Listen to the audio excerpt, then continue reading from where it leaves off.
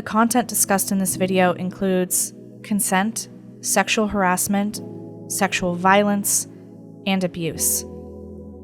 These topics are serious, sensitive, and can evoke strong emotional responses. Please view with care and self-compassion. This video covers characteristics of healthy and unhealthy relationships, boundaries and consent, healthy and safe interactions in person and online, sexual harassment, definitions and examples, and the impact of sexual harassment on individuals and communities. All relationships exist on a spectrum from healthy to abusive. Love is Respect, a project supported by the National Domestic Violence Hotline, describes healthy relationships as those based on respect, good communication, trust, honesty, and equality. Abusive relationships are described as those based on accusations, blame shifting, isolation, pressure, and manipulation. Between these two extremes, there is a spectrum of characteristics that may be present in any relationship at any time. You can learn more about the relationship spectrum, healthy relationships, dating, personal safety, supporting others, or how to get help if you or someone you know is in an abusive relationship at loveisrespect.org. No relationship or person is perfect. In every relationship, people will make mistakes. There will be conflict. It is likely that those in a relationship will feel hurt at times.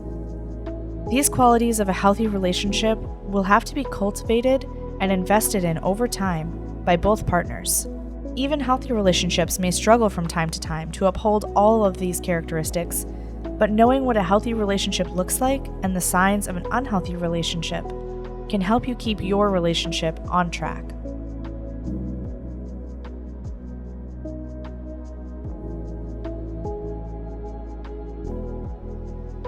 One Love is an organization that states its mission is to empower young people with the tools and resources they need to see the signs of healthy and unhealthy relationships and bring life-saving prevention education to their communities. It has identified 10 signs that a relationship is healthy. These include a comfortable pace, honesty, respect, kindness, healthy conflict, trust, independence, equality, taking responsibility, and fun. When a relationship is mostly characterized by these traits, it helps both partners grow as individuals and for the relationship to positively impact their lives.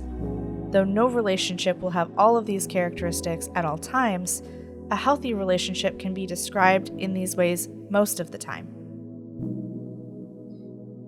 One Love has also identified 10 signs that a relationship is unhealthy or even abusive. These include intensity, possessiveness, manipulation, isolation, sabotage, belittling, guilting, volatility, deflecting responsibility, and betrayal. Some of these characteristics can be difficult to identify, and sometimes even glorified in popular media.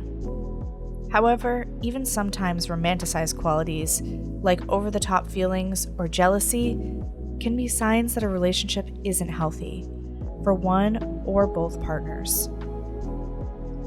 These warning signs can start small and can even feel flattering or validating. But as time progresses, these unhealthy relationship characteristics can become toxic, impacting the physical and mental health of those involved and making those involved vulnerable to even more harmful acts of harassment and assault. All healthy relationships are built on a foundation that honors each person's boundaries. Boundaries are the limits and rules we set for ourselves within relationships. Love is Respect provides information about how to set and evaluate boundaries in a relationship in 4 categories: emotional boundaries, physical boundaries, digital boundaries, and boundaries in conflict resolution. Therapist and author of the best-selling book, Set Boundaries, Find Peace, Nedra Glover Tawwab, suggests that there are 6 boundaries necessary to maintain in healthy relationships. No matter how you categorize them, all of these are important aspects to consider when establishing boundaries for yourself and for your relationships. Boundaries can be difficult to set and maintain. To set boundaries in relationships, you first have to set boundaries with yourself. According to Psychology Today, this process begins with knowing yourself and valuing your worth. To set boundaries within relationships, you have to develop a deep understanding of your own needs and desires, alongside a firm belief in your own worth. You have to be able to value yourself without comparing yourself to others, and to have reasonable, fair expectations for yourself. To set boundaries for yourself, start by considering in advance, pausing in the moment. Consider how you feel about an activity or invitation before accepting or declining. Decline activities that you don't want to do or that don't make you feel safe or respected. Only engage in activities that are aligned with your values.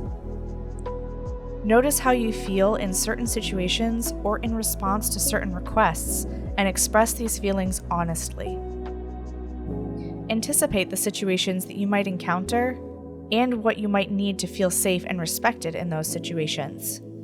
Express these needs with the people who will be in those situations with you.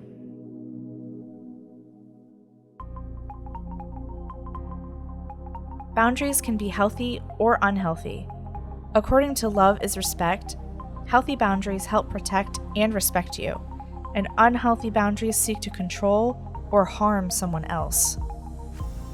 Some examples of healthy boundaries include: I am comfortable spending time together on the weekends, but not on both Saturday and Sunday.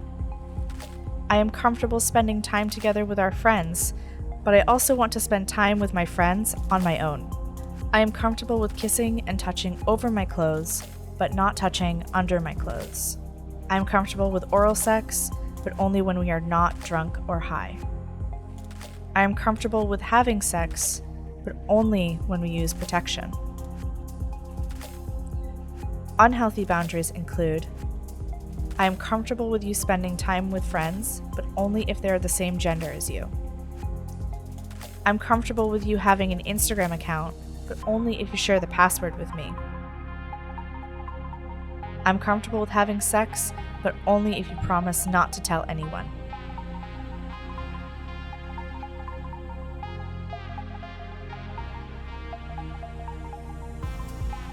Once a person has a strong sense of their boundaries, they must be communicated clearly and regularly to the people in their lives. This creates a foundation for consent. Consent is simply asking permission. However, seeking consent is not always simple. There are many definitions for consent. Love is Respect defines consent as an ongoing, mutual agreement between partners about what they want to experience. The Rape, Abuse, and Incest National Network, or RAINN, defines consent as an ongoing process of discussing boundaries and what you're comfortable with.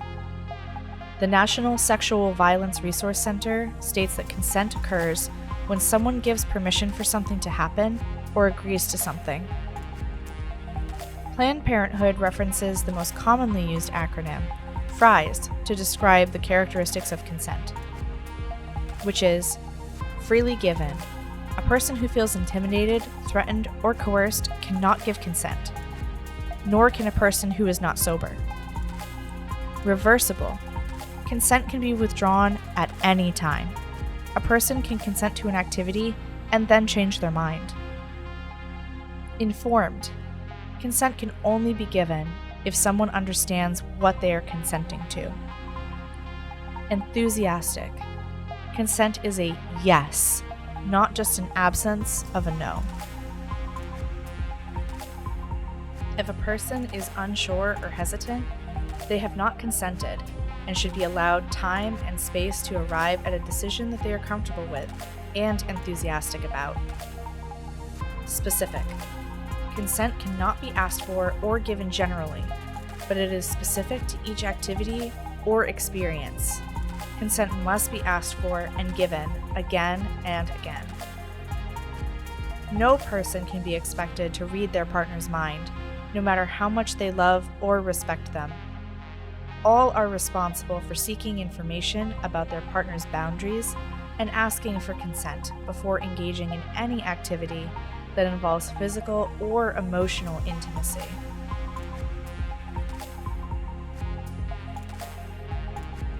Asking for and offering consent is something that we do all day, every day. It is especially important during sexual situations because of the impacts when consent is not granted. However, we all demonstrate respect and care for the people in our lives by practicing consent daily. Everyday consent can be communicated both verbally and non-verbally and requires that we pay close attention to the signals we're getting from others. Some examples of daily practices with consent include asking for someone's permission before posting a picture of them, asking if someone prefers a hug or a fist bump when you're greeting them, asking when someone is open to sharing more when a personal topic comes up in conversation, noticing if someone stiffens or pulls away when you try to make physical contact with them, and noticing when someone appears uncomfortable when you make a joke or comment about them. Consent in sexual situations works similarly, though can feel more complicated or challenging. There are many cultural cues in songs, movies, TV, and on social media that suggest that asking for consent isn't sexy or romantic, or that it may even threaten someone's identity. However, sex of any kind without consent is harmful, unjust, and illegal. Just like all things, consent in sexual situations gets easier and more natural with practice. You might practice consent in sexual situations by discussing boundaries and needs before engaging in any sexual activity. Checking in with your partner regularly throughout the sexual interaction. You might say, "Is this okay?" or "Are you comfortable? Do you want to slow down? And do you want to go further?" Noticing and responding to a person's body language. If a person pulls away, stiffens, pushes you away, or in any way demonstrates that they are uncomfortable, stop and check in. Consent does not look like assuming that just because you engaged in sexual activity before, you have consent to engage in sexual activity again. Assuming that a person wants to engage in sexual activity based on how they look or dress. Assuming that a person wants to engage in sexual activity because they are flirting with you. And assuming that someone wants to have sex with you just because you know that they have had sex before, even in a similar situation. Repeatedly asking someone to engage in a sexual activity after they have communicated that they do not want to, even if they eventually agree. This is called coercion. Threatening someone, even as a joke, with any kind of consequence if they don't engage in sexual activity. Consent does not look like maybe, and consent does not look like seeking or accepting consent from someone who is incapacitated by substances, disability, or any other means. It is important to remember that it is not any one person's responsibility to communicate or ask for consent. People of all genders and relationships of all types require ongoing conversations about consent in order to be safe and healthy.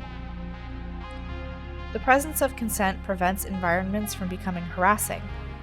When people behave in ways that target someone on the basis of sex, or in ways that are sexual without the consent of all involved, their behavior is considered sexual harassment. There is a spectrum of behaviors that are considered sexual harassment, including visual sexual harassment, being forced to look at photos, videos, and drawings of a sexual nature, and showing nudes of someone without their consent. Verbal sexual harassment, unwanted comments about bodies, unwanted sexual jokes or conversation, unwanted advances, like asking you out repeatedly. Physical sexual harassment, unwanted touching of breasts, butt, hips, or genital areas, or unwanted kissing.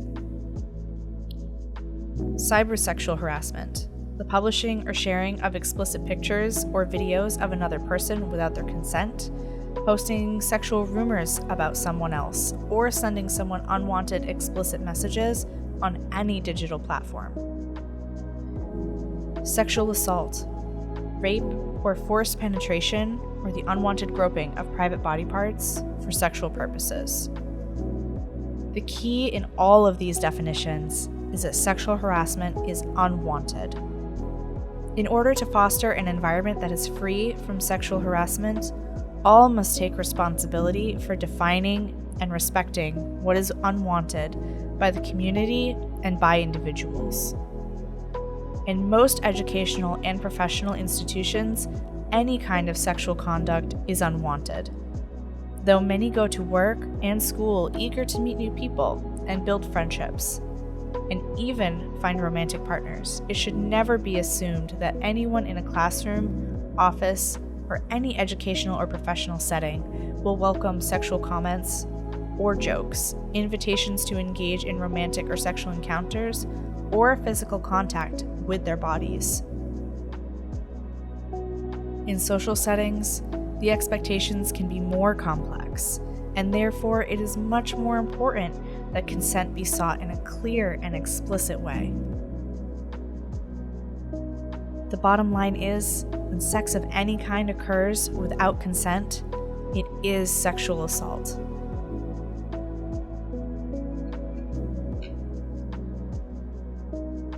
The majority of college students have experienced sexual harassment or sexual assault. According to the Rape, Abuse, and Incest National Network, women ages 18 to 24 who are college students are 3 times more likely than women in general population to experience sexual violence. When men ages 18 to 24 are 10 times more likely to experience sexual violence than at any other time in their life. Transgender students are at the highest risk, with 23% of transgender students having experienced sexual violence compared to 18% of female students and 4% of male students. You can learn more about who is impacted through an intersectional lens at RAINN.org, the American Association of University Women, and the American Psychological Association. Those who have experienced sexual harassment and sexual violence are at a significantly increased risk for long-term effects to their physical and mental well-being. The effects on victims can include anxiety, depression, panic attacks, increased substance abuse and use, suicidal ideation, headaches, and sleep disturbances or fatigue. These effects can be short-term, intermittent, or long-term, and can have meaningful impacts on a person's academic, professional, social, and familial outcomes. Communities with a high prevalence of sexual harassment can feel like hostile places to learn, and lives can uphold unjust power structures that disproportionately harm women, members of the LGBTQ community, immigrants, and international students and people of color. In order for college campuses to be places where all students can have an equal opportunity to learn and thrive, it is each student and faculty member's responsibility to develop an awareness of the behaviors that may be harassing, to call out and interrupt these behaviors when they see them, and to practice respecting boundaries and asking for consent every day.